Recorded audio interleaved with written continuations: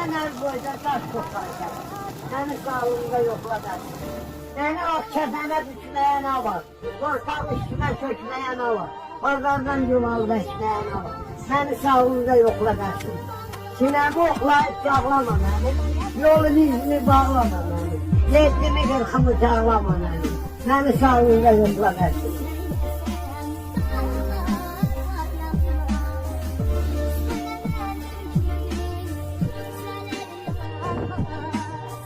Bir kere kavuştum, yoluma